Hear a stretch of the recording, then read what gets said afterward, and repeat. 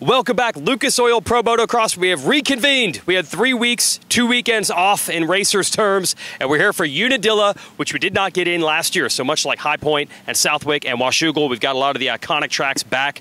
And this iconic section, this is the legendary Gravity Cavity. We've got what I think I'm allowed to still call Screw You over at that section. And we've even brought back the grassy hillside.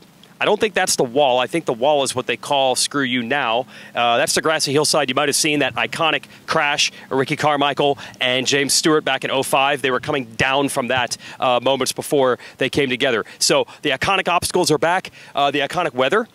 It could rain, a good chance of rain tonight on Friday night. But as they tell us, it could rain 4 inches 5 minutes away and not rain here, or vice versa. Right now the track's ripped up pretty deep, but they might have to seal it in depending on if the weather comes. So at Unadilla, weather is always an if. So let's give you your first look. All brought to you by 6D. 6D's committed to the relentless pursuit of better brain protection. And we'll get a little brief on this track from a guy who likes it, Justin Bogle. All right, so we tracked down Justin Bogle. Now look, here's the story at Unadilla. Some tracks are everybody loves Redbud. Everybody loves Millville. Everybody's familiar with Fox Raceway Apala. Then there's the love-hate tracks. This is one of them. Riders either love or hate Unadilla. Justin Bogle, where are you on the chart? Love this place. Really? This okay. is one of the most legendary circuits in the whole series that we have. And I'm a lover, not a fighter, man. I'm not trying to get in an argument with this track tomorrow, you know? Okay, but you can love it from a historical standpoint, which I do, but you actually have to ride it. So everybody says, it can be slippery, it can be fast, it gets rough. You're actually a liker or a lover of that? I would say, honestly, I'd say I'm a lover. And all those things that you just said are true. Okay. It's a difficult track. Yep. It's rough. It's tough, but I really like it, man. Sky Shot, favorite jump on the whole series. I look forward to it every single year. I've been waking up dreaming about it all week. So I'm excited, man. And, and you know, you never forget your first. This was my first pro national. So I had a good day. I think I ended up with like a top 5, but it was all new to me, man. I had all that stuff going on, so that just, I don't know, I think that's just a feeling you get every time I come here now. So wait a minute, that vibe of that adrenaline, the first pro race, it sticks with you every time you come here? Something about it, man. I don't know, every time I come through the gate here, I just feel good. Like, just reminds me of being young and stupid and showing up and not wearing my team apparel and getting in trouble for things, just, you know, lack of knowledge, just being young. So, are your bars a little rolled forward compared to those days? They were way back. I still run them back a little bit, but yes, they are more forward than they were at that time. Okay. I got a bad rap for that because one time I don't want to throw my mechanic under the bus, but I cased a jump and they moved pretty far down. Yeah. So everyone just stuck. They ran with that one, you know, so it wasn't as bad as it looked. Give me an idea then of what it takes to actually go fast. Again, slippery, fast, all that. What's the key here? Honestly, for me, the biggest thing is, knock on wood, I've always got good starts here. This start, for some reason, I just like it. Okay. Get good starts here, and then this is one of those tracks that I think I gel well with because you can put that 450 in third gear and lug it around and cruise it and kind of slow down to go fast. You know, the ruts get really long. I enjoy that. I like to just kind of stand up and coast through things. You know, I don't enjoy having to like send it and charge it. So flowy. Everyone always says it's like a European style track. Yeah. I don't know what that means because I've raced in America my whole life, but I'll just take their word for it. But I love this place, man. It's got a couple of fun jumps. And yeah, man, long ruts, flowy. It's not so deep like some of the tracks. So I always enjoy coming here. A couple other things. You mentioned starts. That used to always be a specialty of yours. It's been a while. And then something changed? Something flipped at Millville? Something flipped?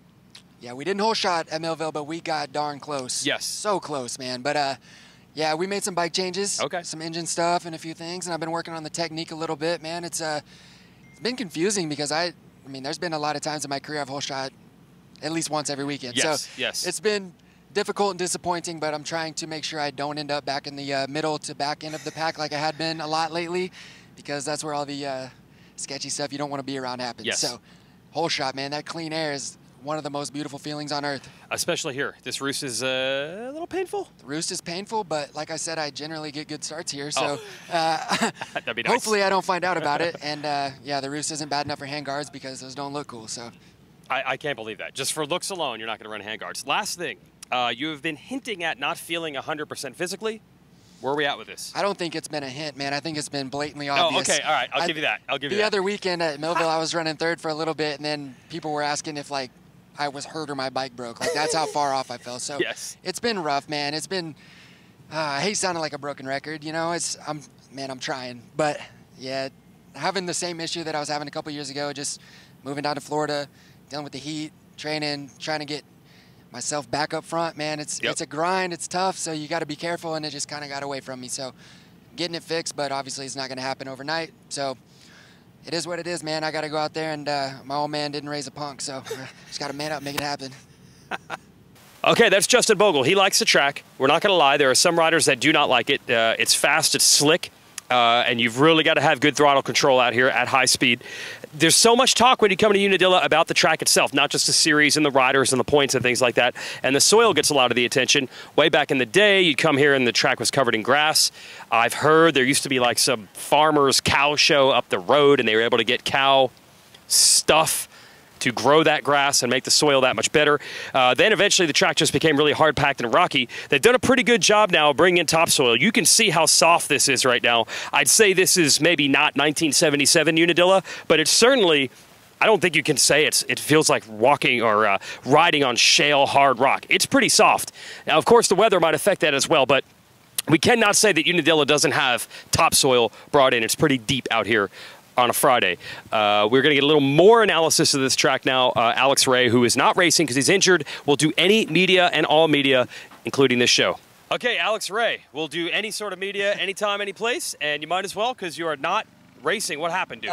Yeah, I mean, I just had some nagging stuff go on since way back in Supercross, and just decided to get it fixed and get ready for Supercross 22 next year. That's the goal, and so yeah, I mean, went under the knife, and now we're here at Unadilla just spectating. Bro, that arm looks terrible. It does. It does.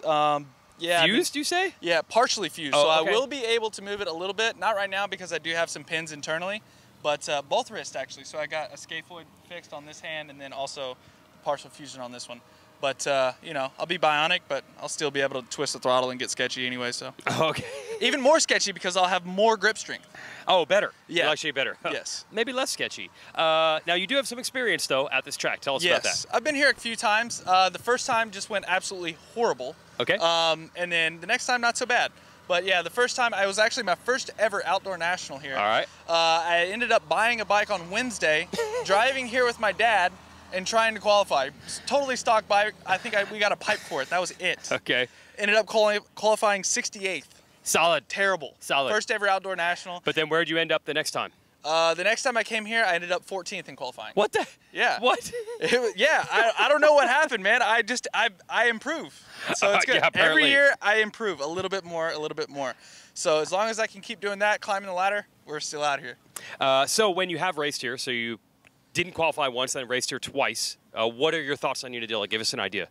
Super rough, really rutted. It's honestly how they prep it sometimes. I don't know what it is about the dirt, but the faces of the jumps, it gets chewed out, super rutted, almost like a slot car a bit. Like whenever you land in a rut, you're all the way like around the sweeper and up the face of the jump, it seems like to me. This jump behind us, jumping down this hill, the face of it just gets absolutely brutal. Yeah. You know, and then once you come out of the gravity cavity and you jump this finish line, and you're landing in ruts right here as well. So, yeah, I've definitely had my fair share of sketchy moments here. Shocking. All right, just spectator? Gonna help your team? What are you gonna do? Yeah, a little bit of co-managing, I guess you could say. Yeah. Okay, they have headsets? Yeah. Yes, they do. Hey, the SGB Racing Maxis Babbage team is above and beyond. All right. You know, like we're getting better each year, just like, you know, all the, you know, every rider's getting better, so is the team. So yeah, we're growing. We got headsets. Co-manager tomorrow. Maybe I'm doing a little bit of like I don't know, what do you say, like an internship for next year. Oh, okay. Maybe a full manager next year. The plan is to race, aren't you? I'm going to race. Yes. Don't in say you're gonna be a player coach. Supercross maybe. Outdoor it might not be my thing. Oh, you might be on the radio. Yeah, yeah. That means a whole lot more Alex Ray on this show probably next year. Maybe so. I'm here if you need me. Okay. All right, good stuff there from A-Ray and Justin Bogle. Thanks for telling us about the track. Another iconic section. Like I said, I think on this video, I can call it Screw You.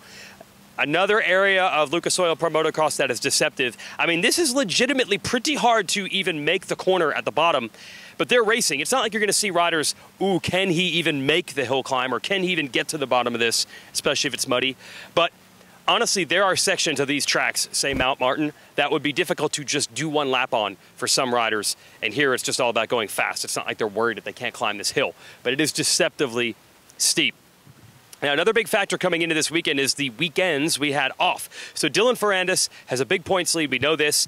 This is a European-style track, right? So he's probably going to be good here. I remember at a really muddy race a couple of years ago in the 250 class, he and Aaron Plessinger having a great battle. So he's going to be fine, presumably.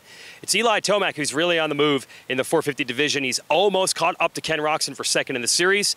As for Roczen, had the crash at Millville, was ill at Washougal. He said it was just an illness, though, not like a Epstein-Barr thing. So he should be over that. He had some R&R during the break. Hopefully Roczen is better here than he was at Washougal. But Tomac's coming on strong. And we did see a brief sign of life from Marvin Musquin, who coulda, shoulda, woulda finished second in the first moto at Washougal. He was almost a fast qualifier. He's always fast at this track. And also Ironman that's coming up. We're getting razzed by Dean Wilson, Styles Robertson. It's a directional microphone, thank gosh. And also Jalek Swall in their group. We've had them on this show every week, so we're trying to ignore them, everybody. Rabble-rousers. So if you look at Marvin, good track for him. Maybe he's coming on strong. Eli, an overall win seems inevitable. We should have some more good racing in the 450s. Chase Sexton won our last race. Ferrandis is way gone in the points, but the battle should still be good. In the 250 class, it's a little more defined. Justin Cooper is really taking control of the series. He wanted desperately to get that elusive 1-1 at Washougal. He threw everything he had at it. He ended up crashing and throwing away some points and the overall, but I think he's really showing that he is the guy trying to grab this series by the throat, stamp it, whatever you want to call it. Jet Lawrence has not been as good here in the second half as the first. So for Jet, you've got to hope that the 2 weekends off gets him back to where he was at the beginning of the season. And we have the looming specter of Jeremy Martin, who has now won multiple races in the series. He's 60-some points down. Jeremy says he cannot win this title. He's too far back. Please tell me they're not coming. Okay, they turned around. Good. Martin says he cannot win this title. He's too far back. But I was talking to Seth Rarick, who now manages the 250 squad for Monster Star Racing Yamaha, and they said they're not giving up on it. They're giving Cooper everything they have. They're giving Martin everything they can give him because they still consider him a possibility to win this title. So there's a real spoiler in the mix. Going to be real exciting racing.